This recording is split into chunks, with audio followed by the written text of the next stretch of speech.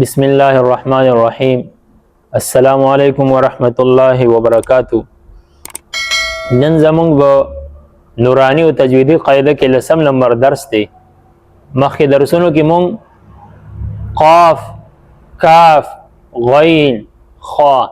دا حروف مونږ ویلو، د هغې پهچان، د هغې ادایګي، د هغې اواز، نوم هر څه مو بیان کړو سره د مثالونو. اوس د لسم نمبر درس کې مونږ به نن عین، حا، همزه، ها او واو، الف، یا د دې حروفو پهچان وکړو هم په هغه زړه طریقه باندې او د دې به مونږ نشاندهي کوو. دا حروف زه تاسو ته به د قاعده کې وښیم. دې ته وګورئ، مونږ وایو چې عین چې ټکي پې نه دا، او حا چې ټکي پې نه، او بیا همزه او ها او واو الف یا. دا د واو الف ته او یا ده. د مونږ یو پیر د واو د یا پهچان څه ناسه کړی م دی، خو لیکن بیا هم دلته به چې کوم دی د هغې اواز وپېژنو، د دې الف به وپېژنو. صحیح شو؟ نو د دې حروفو مونږ پهچان کوو. نو ګورئ، اول نمبر حرف چې دی په دې کې مونږ څه ووایې؟ عین به ووایې. حرف عین. دې ته ګوره، مونږ دې لپاره شکل جوړ کو، نوم، آواز، دا ټیبل مونږ جوړ کو. اوس دې ته ګوره، د دې عین چې کوم دی نو کم کم شکلونه راځي. یو راځي داسې، یو راځي داسې، یو راځي داسې، یو راځي داسې، یعنی یو پوره شکل یو داسې چې سر کې استعمالیږي، یو مینځ کې، یو په آخر کې. او بیا د دې نوم عین، عین یا مد نون، عین، عین، عین، داسې یا عین، داسې نه، عین، عین. صحیح شو؟ او आवाज د دې عین زبر ع، عین زیر عی، عین پیش عو، ع، عی، عو. صحیح شو؟ او غلط اوازونو پکې د ع پسې ع، بیا ع، بیا آئی کې بیا مجهول ناراضي. عین زیر عی، عی غلط، عی او عی، عی او عین پیش عو. صحیح شو؟ نو عو غلط شو، عو وګت شو، غلط شو، عو غلط شو. اوس د دې مثالونو سره د دې وضاحت کو. لکه ګوره، علیم، دې کې ګوره دا شکل استعمال شو، سر کې عین دی، رست لام سره لګېدلی دی او اواز خپل ظاهر کو، علیم، علیم. ښه مینځ کې لکه ګوره یعلمون، یعلمون، دې کې ګوره دا شو، مخکې د یا سره ولګېد، وروسته د لام سره. ښه اخر کې سریع، نو ګوره دا په د اخر کې استعمال شو، مخکې د یا سره ولګېدو، سریع. او دا پوره شکل هم دا دی، بس د دې عام طور استعمالیږي یا نه، خو دغه شو. دا د دې عین چې کوم دی پهچان شو، راکړه لکه کپړه، دا پهچان د عین شو. اوس ورپسې مونږ بل حرف چې کوم دی مخکې وایو، بل حرف حا ده. حرف حا، شکل، نوم، آواز. صحیح شو؟ اوس شکل لدې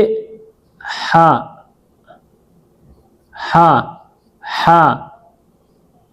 حا، حا، داسې دې شکلونو سره دا راځي.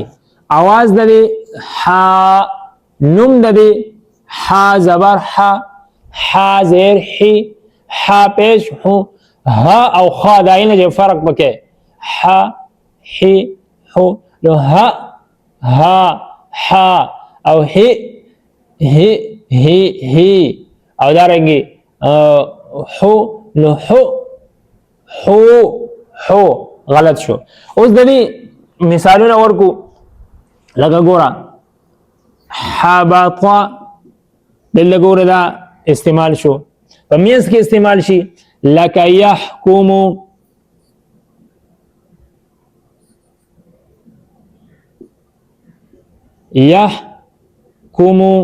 دلته دې ته ګوره دا استعمال شو. بیا په آخر کې استعمال شي تنکحو دلته ګورئ دا استعمال شو پوهېږئ پې دا حاشوه د دې نه اخوا تاسو خدا ولیدو پیژندو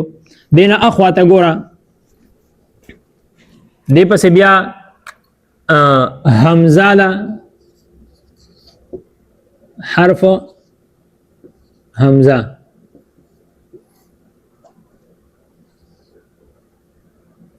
شکل نوم او आवाज د دې شکل لازم عام طور پر دغه یو راځي دا شکل داسي نوم د دې حمزه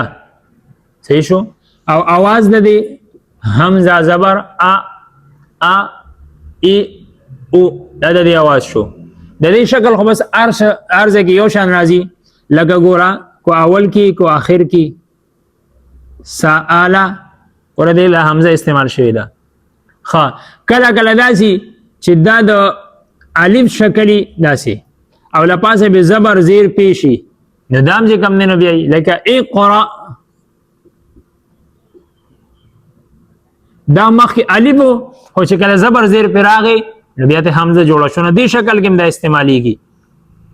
او کله داسې می چې وو راغلی لپاسه به حمزه راغلی یا راغلی لپاسه به حمزه راغلی دې سره مراد لشي الف راغلی لپاسه به حمزه راغلی دا قران کې چې کوم نه استعماليږي ځای په ځای نو دې شکلونو سره هم دا راځي او عام طور د دې شکل له او نور په دې طریقې سره ورنو دلته بیا سره حمزه ویل کیږي دلته هم حمزه ویل کیږي خپل شکل پر پارسه دلته هم حمزه ویل کیږي او کو دې الف هی او حمزه پینوم او که الف هی او زبر زیر پیش پینوم بل حمزه د حمزه چې کوم نه دغه پہچان شو او دغه आवाज شو. دې پس بیا ها دا ها حرف ها یا داسې شکل आवाज نوم شکل لدی داسې مرাজি صحیح شو او دا غین علاوه داسې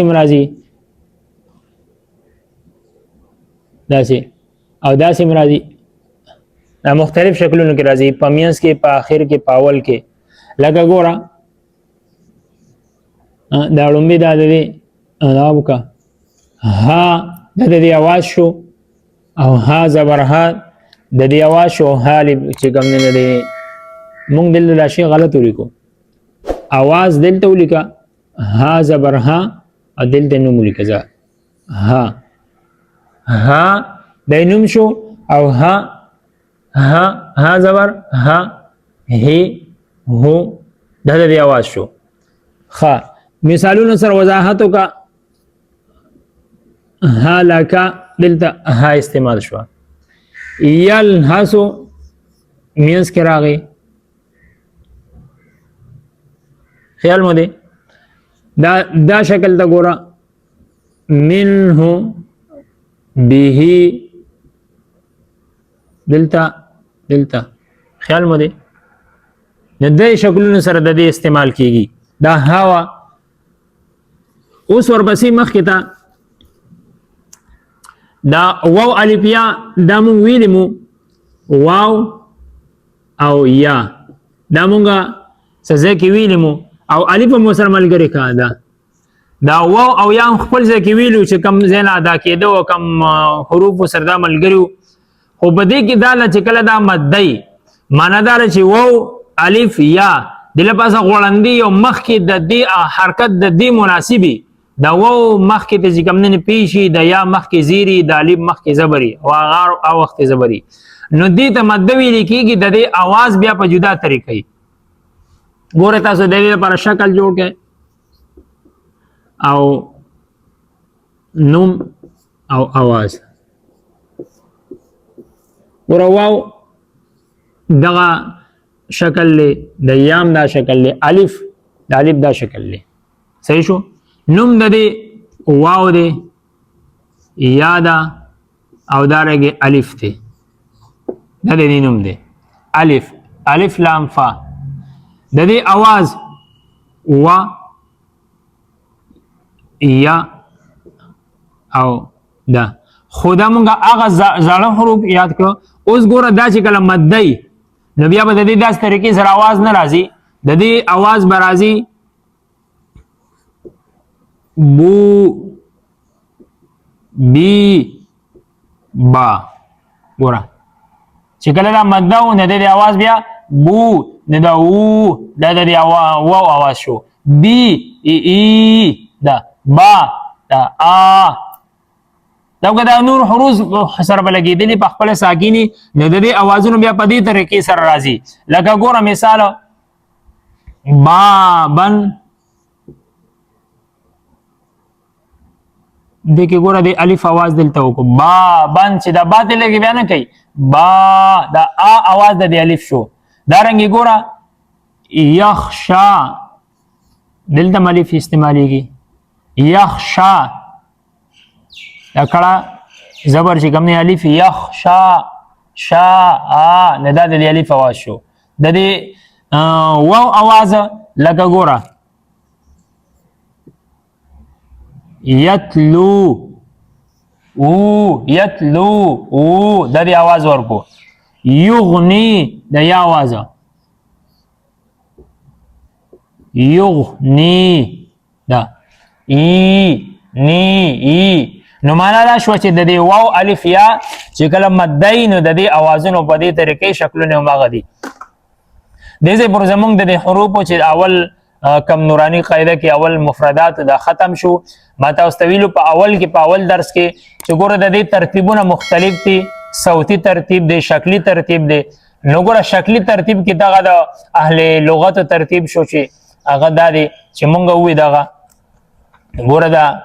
الف با تا سا جیم ح خ دال ذال را زا سین شین صاد ضاد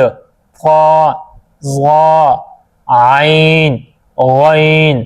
فا قاف کاف لام میم نون واو ها همزه یا دا شو دا د دې ترتیب چې کوم د اهل لسان یا اهل لغت داغیو او ما تاسو ته چې ترتیب صوتی چې आवाज موږ پکاريږي د دې شکلونو موږ आवाज بیا وباسو په قران کې استعماليږي आवाजونه ما تاسو ته مختلف درسونو کې او خول چې ګوره د دې आवाज ا با تا سا جا ح خ دا ذا را زا سا شا صا وا قا ظا ع غا فا قا کا لا ما نا وا ها ا یا دا د دې आवाजونه شو اوس زبر زیر په بدلنه بیا आवाज خامخه بدلیږي نو موږ به आवाज چې کومن استعمالو د قران په ناظره یا په حفظ په تلاوت کې هغه आवाज زموږ په کاری کې خو شکلم زموږ دالې چې شکل نوم پہچان کو چې دی بیا څنګه आवाज کو او هغه आवाज د کلمو سره یو ځای شو لکه اولائک او لا ای کا خ